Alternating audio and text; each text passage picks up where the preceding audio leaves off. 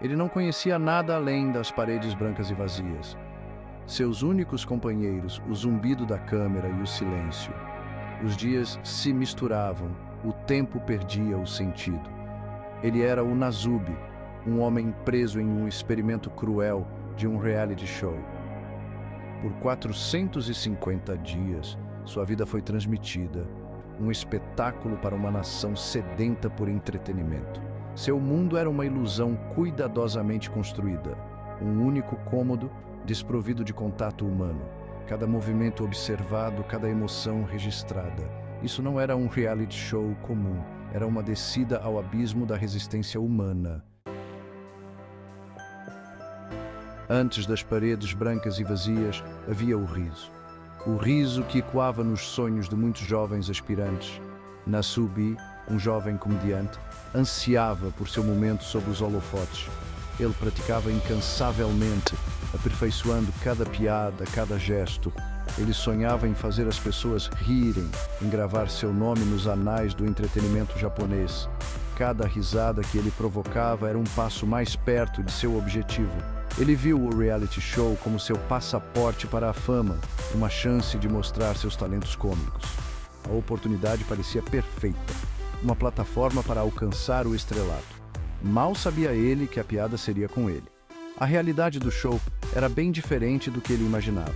Os produtores pintaram um quadro de pegadinhas inofensivas e desafios leves. Eles sabiam exatamente como atrair jovens sonhadores.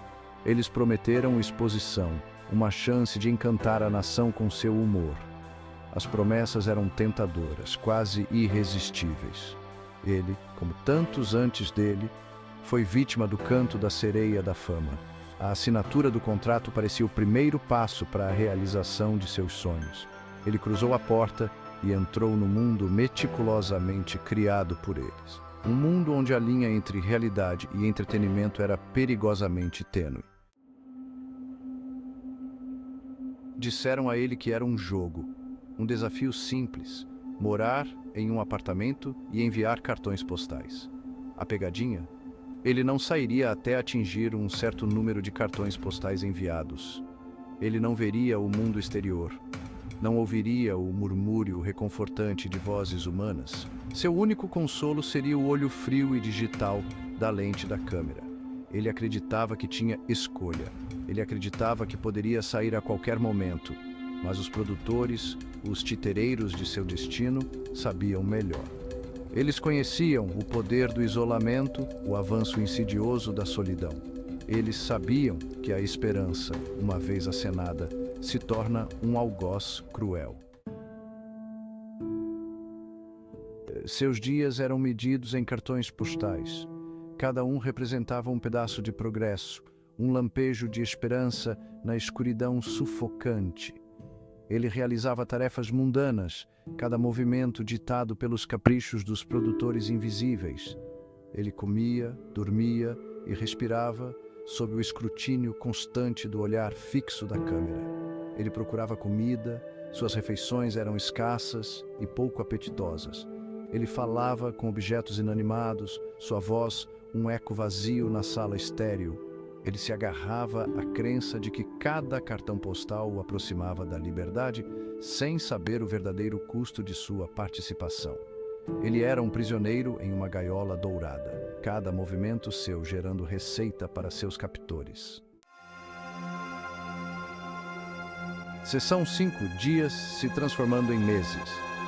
Os dias se transformavam em semanas, as semanas em meses. O mundo exterior se tornava uma memória distante. Os rostos de entes queridos se tornavam fotografias borradas em sua mente.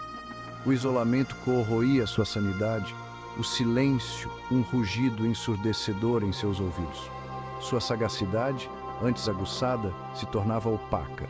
Seu riso, antes contagiante, se transformava em risadas vazias.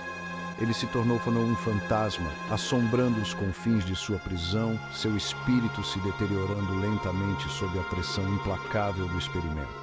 Os produtores, escondidos atrás de seus monitores, assistiam à sua decadência com uma curiosidade indiferente. Seção 6: um vislumbre de liberdade. Depois do que pareceu uma eternidade, um vislumbre de esperança perfurou a escuridão. Os produtores, sentindo seu espírito diminuindo e o crescente desconforto público, criaram um desafio final. Ele deveria viajar para a Coreia, um farol de liberdade a chamá-lo do outro lado do mar. Ele embarcou em um avião, seu coração batendo forte com uma mistura de apreensão e euforia. Ele pisou em uma terra estrangeira sem saber que sua provação estava longe de terminar. Ele simplesmente trocou uma prisão por outra. Cada movimento seu, ainda orquestrado pela mão invisível dos criadores do programa. Seção 7. As consequências. Quando ele finalmente saiu do experimento, depois de meses de isolamento e desafios inimagináveis piscando sob a luz dura da liberdade, ele se viu em um mundo que parecia ao mesmo tempo familiar e estranhamente novo. Era um homem mudado. O mundo que ele conhecia havia mudado, evoluído sem ele. As ruas estavam mais movimentadas, as pessoas mais apressadas. Seus amigos e família eram estranhos, seus rostos gravados com uma mistura de pena e alívio. Eles o abraçavam, mas ele sentia uma distância. Seus olhares eram de compaixão, mas também de incompreensão. Eles não podiam entender completamente o que ele havia passado. Ele era uma curiosidade nacional, a piada de uma piada que ele nunca entendeu. A mídia o cercava, ávida por uma história. Ele estava perdido em meio a risos que não compartilhava, em meio a uma sociedade que o via como um espetáculo. As cicatrizes psicológicas eram profundas. Ele lutava para encontrar um sentido em sua nova realidade. Ele lutava para lidar com o trauma de seu isolamento, a violação de sua confiança e a sensação de ter sido traído por aqueles que o assistiam. A violação de sua confiança era um peso constante. Ele se perguntava se algum dia poderia confiar novamente.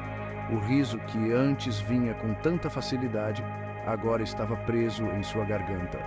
Ele se esforçava para encontrar alegria nas pequenas coisas. Ele havia se tornado um símbolo do lado negro do entretenimento, um conto de advertência sobre exploração e o custo humano do drama fabricado. Sua história era um lembrete sombrio de como a busca por audiência pode desumanizar e destruir. Ele agora era uma voz contra a exploração, um defensor da dignidade humana. Seção 8. Um reflexo da sociedade.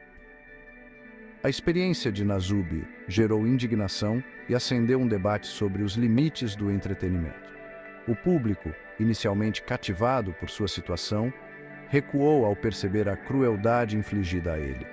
O programa, antes um gigante da audiência, foi cancelado em meio à indignação pública e acusações de violações de direitos humanos.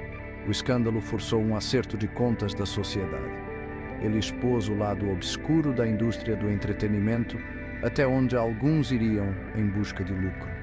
Levantou questões desconfortáveis sobre nossa própria cumplicidade como espectadores, nosso apetite insaciável por espetáculo, muitas vezes nos cegando para o sofrimento que isso acarreta. Seção 9. A pergunta persistente. A história de Nasubi serve como um lembrete severo da fragilidade da psique humana. Ele foi submetido a um experimento social extremo, isolado do mundo exterior, com sua vida transmitida para milhões de espectadores.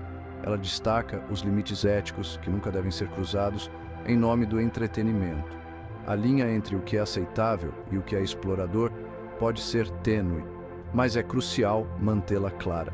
Sua experiência, embora extrema, nos força a confrontar uma verdade perturbadora. Até onde estamos dispostos a ir em busca de entretenimento? A que ponto a curiosidade se transforma em voyeurismo?